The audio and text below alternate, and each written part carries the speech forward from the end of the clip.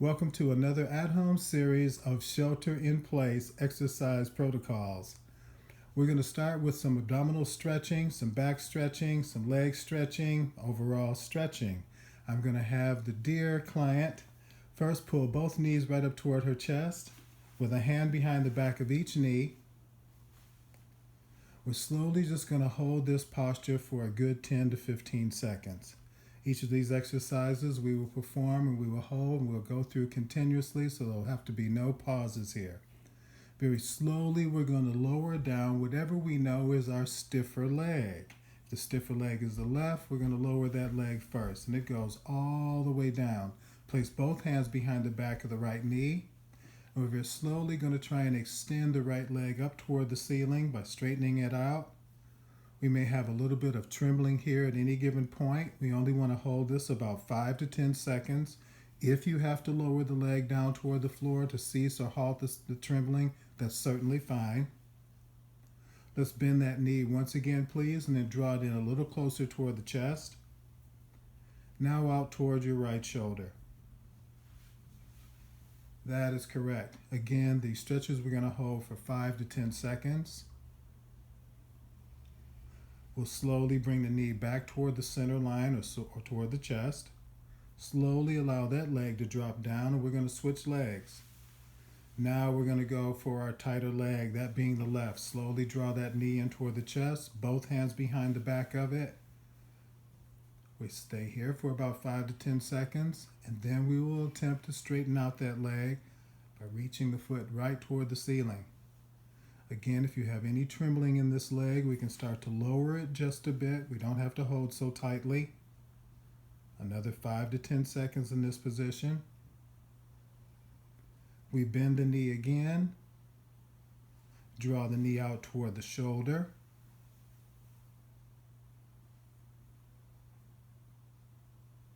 Slowly come to center with that knee, and then allow the leg to just lay right down.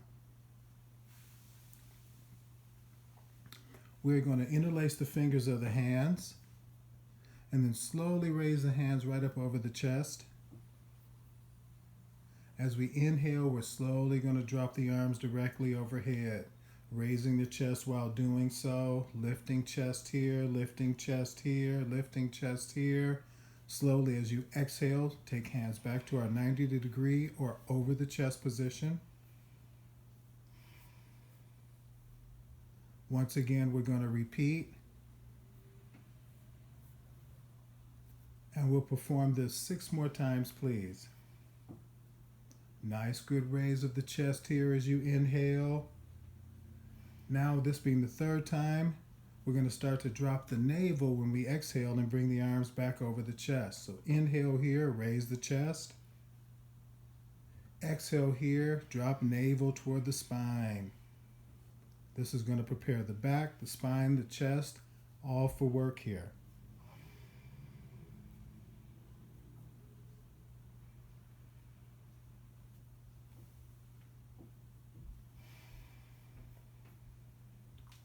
We're coming up on number 7. Inhaling, down we go. Exhale, up we come. This is going to be our final number 8. I've just received a look as if my client knows that it's my counting problem and not theirs. And this is certainly fine, in that I think all of my clients by now are accustomed to that particular aspect of my quirky nature. Hands go palms down alongside of the body. Now we're going to place hands just lightly underneath the gluteus maximus, commonly called the glute. For some, just the butt. We're going to cross legs at the ankles. Now, we're going to bend the knees. Heels are going to rest upon the floor. 40 more different levels of instruction, and we'll finally get to the beginning of this thing. Now, as you exhale, you're slowly going to pull your knees right toward your chest. Exhaling here, the idea is to flatten the navel toward the spine. Inhale very slowly as you drop the heels back toward the floor. With a light touch of the feet or heels against the floor, exhale and repeat by reversing. That is number 2. We have 6 more to go. The idea here is to keep the shoulders down as flush as we can, to drive the knees toward the chest as we drive the navel toward the spine. And this helps the legs not be so much in the way of performing an abdominal movement.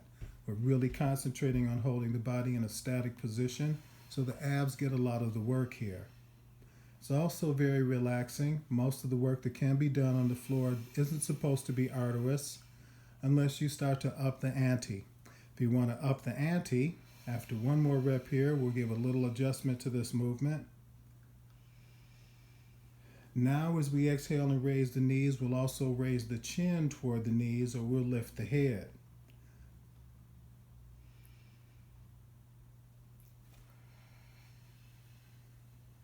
Indeed. Inhale, down we go. Exhale, up we come. And you see, by employing the head lift, although it makes it harder on the abdominal wall, it also somewhat challenges the neck. And so this is why, for the most part, we only want to do it in performance of utilizing the knees toward the chest. We'll pause there, take hands out from underneath the glute. We'll place hands behind the back of the head with fingers interlaced. As we exhale here, we will attempt to lift the shoulders off the floor, exhaling vigorously, keeping the chin in a nice, good neutral position, as if you had a fist underneath your chin. You didn't want it to fall or collapse down into your chest. And here we will also perform 8 movements, this being number 2.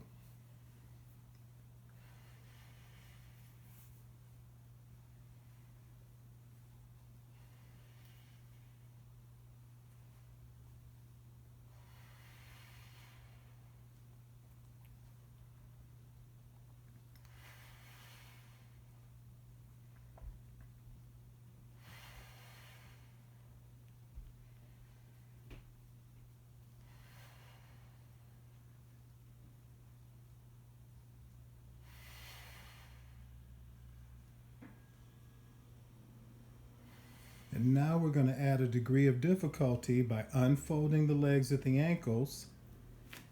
However, now we're going to straighten out the legs right up toward the ceiling. So let's try and hold the legs up nice and high. Now let's employ our upper crunch. Exhaling as we raise, chin up nice and high, lifting shoulders off of the floor. So once again, by utilizing the legs, we are employing applying a degree of difficulty.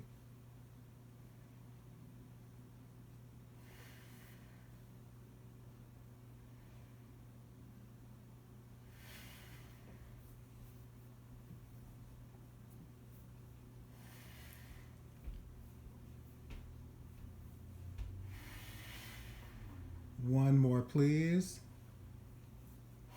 We'll slowly lower the legs. Feet will go nice and flat. Knees will remain bent. We're going to draw the right hand behind the back of the head. We'll draw left arm, palms down alongside the body. We will reach around, left hand reaching toward the left heel. Hold briefly for a count of 1 in this position. Inhale as you return to center, and let's repeat for 7 more.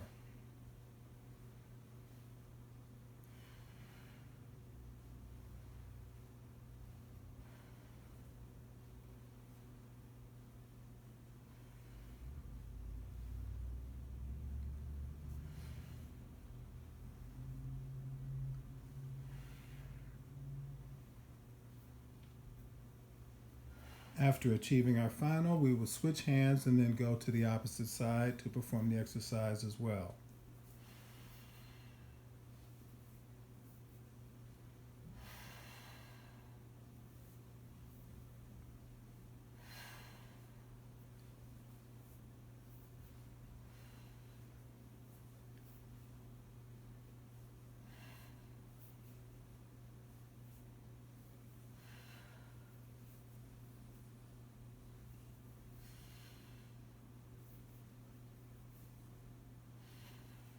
Very well done.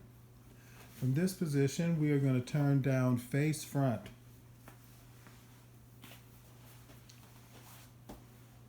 Now, we are going to interlace the fingers, place our chins upon the back of the hands. Draw legs nice and close together. With this particular exercise, first you're going to inhale, then upon exhalation with a nice tight abdominal wall, raise one straight leg, Hold for a count of 1 in the uppermost position. Inhale down, exhale, alternate.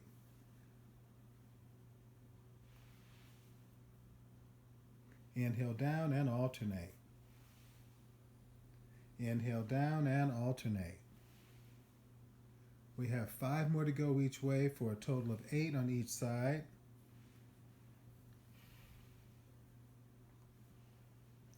This is designed to help get rid of some of the stiffness in the back that, of course, we're going to be experiencing by being hunkered down for so long. If at any time at all you find that any body part starts to cramp, starts to seize up on you, or just generally sends a message that it's had enough, do not hesitate to stop, and we will move on. That being said, 1 more each way, please. Now we're going to keep the left hand underneath the chin, and we're going to stretch the right hand overhead. Upon clenching the glute and with nice tight abdominal wall, as you exhale, you're going to raise the right arm as high as you can toward the ceiling, again without tilting the body. This stretches the chest, this works the back as well, and the shoulders. Slowly, easy, smooth down, and we repeat for 7 more.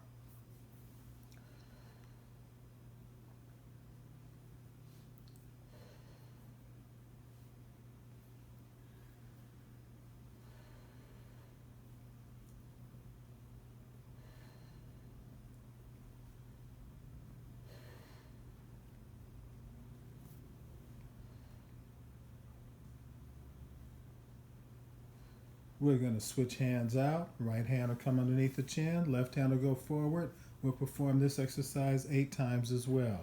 Deep exhalation as you raise the arm. Again, trying to not to allow the body to twist or tilt on you.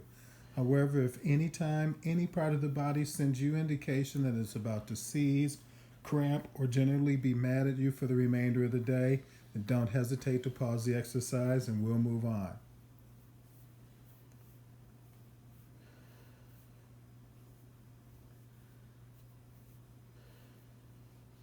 Let's have 1 more, please. And then we'll come to a hand-knee posture.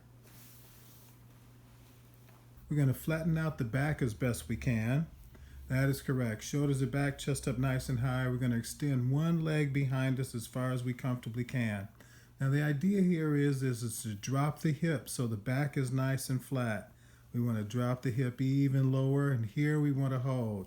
The hold ideally would be from 3 to 10 seconds. We'll slowly bring that leg down and then alternate. Again, we want to work on dropping the hip so that the hip is nice and square to the floor or mat.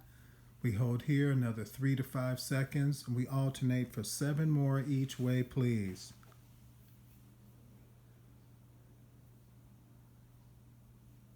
We'll find that one side or another will raise or not raise according to how accustomed we are to holding the body during what are called sundry times, or just our average day, whatever we do normally, whether we defer to one leg or another when we stand, how we step up on stairs. All of these different things will determine how high a hip wants to lift whenever one single leg is being utilized to perform a movement.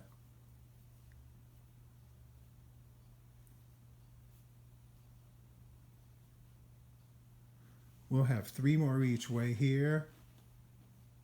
Again, dropping the hip because the body defers to holding itself in a certain fashion, and we want to utilize exercise in order to help it be corrective, not only strengthening and toning, but to correct some of the anomalies or some of the discrepancies in the way that our body moves, holds itself, and even stands.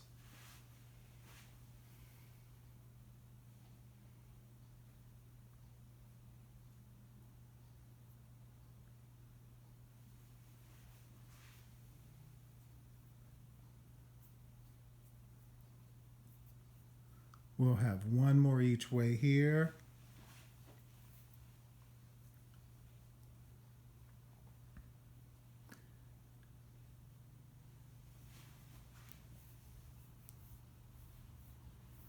And very slowly that leg comes down. And now what we're going to do is drop down to elbows. And this ideal is to help us stretch the back a little bit after all the work that we've performed. We'll drop the head in toward the floor. Here we're going to hold 15 to 30 seconds. After our 15 to 30 seconds, we'll slowly come to an upright posture. We'll pull shoulders back, chest up nice and high, and that is our finish for today.